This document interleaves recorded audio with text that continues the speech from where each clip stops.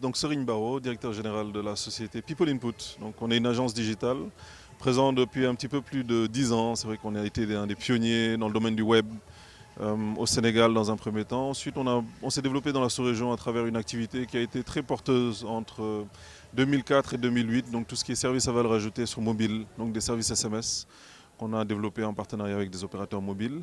Et depuis 2010, on est une vraie agence digitale. Donc on a intégré en interne des ressources sur du social media. Donc on accompagne des marques sur leur communication réseaux sociaux et sur du développement d'applications mobiles. Et depuis 2013, People Input a pris le virage de la production de contenus digitaux. Comme tout le monde le sait, hein, aujourd'hui on est passé d'une époque des télécoms purs à une époque de contenu. Aujourd'hui, le marché a besoin de contenu et des contenus qui répondent aux besoins et aux attentes de ce que les populations ont besoin sur leur téléphone. Donc, partant de ce constat, nous on a développé certains contenus à la fois pour des entreprises et pour le grand public. On a développé par exemple une application Archives d'Afrique en partenariat avec Alain Foka de RFI qui présente un contenu historique sur tous les chefs de l'indépendance, les pères de l'indépendance en Afrique.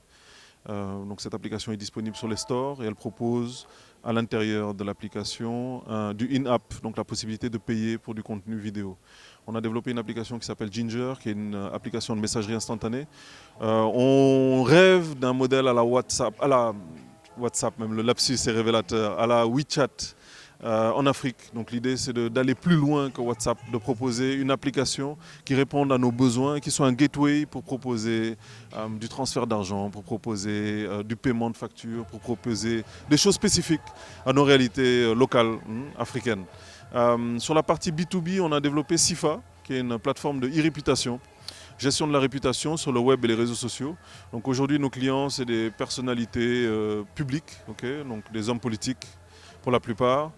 Également des marques qui nous demandent de leur fournir des rapports à échéances régulières sur ce que les gens disent, ce que les gens pensent d'eux sur le web ou sur les réseaux sociaux. On a développé un autre produit qui s'appelle ProCollect, une solution de collecte d'informations mobiles qui est disponible aujourd'hui, qui est mise à disposition de l'entreprise pour faire des relevés de prix, pour faire de la géolocalisation de points de vente. Donc voilà un petit peu l'éventail de services et de produits au niveau de People Input. Ce qui est intéressant sur nos marchés, c'est qu'on a, en tout cas sur le Sénégal, la Côte d'Ivoire et la plupart des marchés africains, plus de 80% des connexions qui se font via smartphone. Donc voilà, aujourd'hui il n'y a pas de question à se poser. Lorsqu'on conçoit un site internet, il faut qu'il soit responsive design. Et nous on croit beaucoup aux applications mobiles. Il y a un potentiel énorme sur des applications mobiles. Les gens consomment aujourd'hui des applications internationales telles que du Facebook, du YouTube, du WhatsApp ou autres.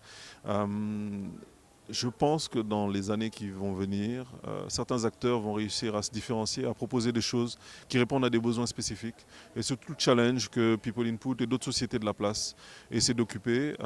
On est dans un environnement digital où la nature a horreur du vide.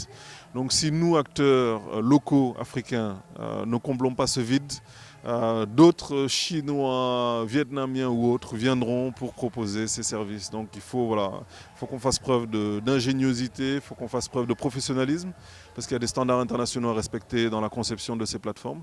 Mais il y a c'est le money time en tout cas aujourd'hui. Merci.